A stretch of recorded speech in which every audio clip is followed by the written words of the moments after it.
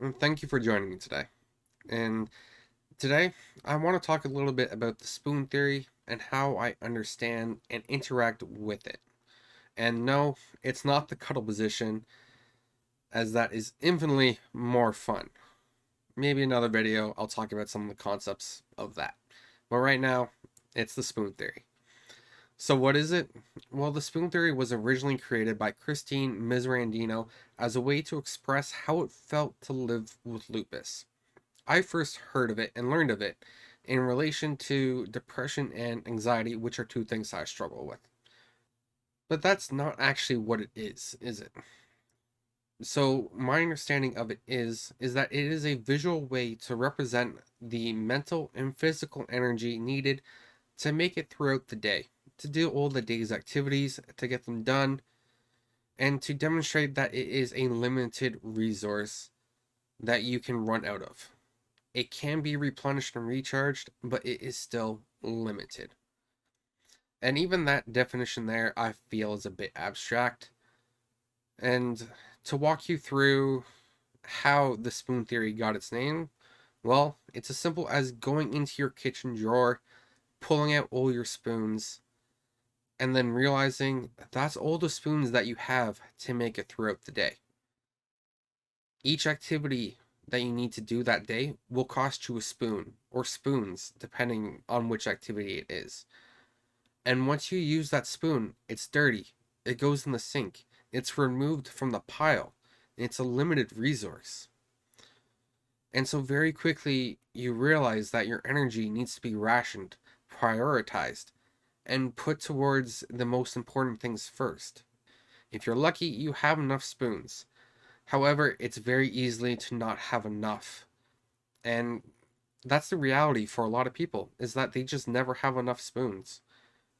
I'm left with another choice, as many others are, and that's to either choose not to do something else to get the thing done now, or to borrow a spoon from the future.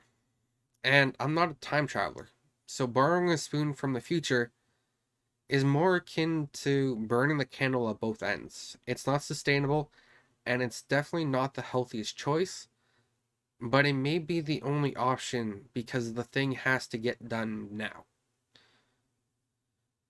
And so then, even at the end of the day, when you think it's all over, that you can breathe a sigh of relief, you realize you now have a sink full of dirty spoons. And for some, the spoons will get clean, they will recharge, you will feel better or replenished with sleep.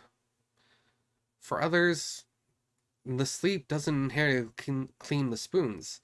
And something I've been told, and I believe others have been told as well, the dishes, they don't do themselves. And that means we have to find other activities to replenish our spoons, to clean them, to put them back in the pile so that we can use them the next day. And this process just repeats itself every day, every week, every month. It's an ongoing process, an ongoing cycle. And it does get a little bit easier when you get used to it.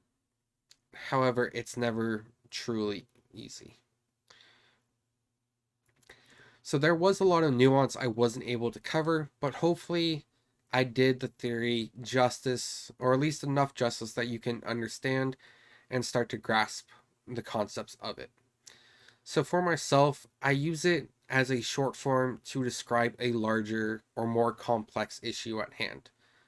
Because it's easier to say, I don't have the spoons for this, instead of saying, hey, my depression and anxiety are acting up today, and I really don't have the energy to do this task.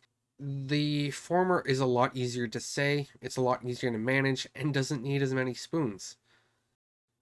And so to wrap it up, I'm going to paraphrase a TikTok I recently watched. And the three hardest things in life to say, and by extent, open up about, are I am wrong, I need help, and Worcestershire sauce.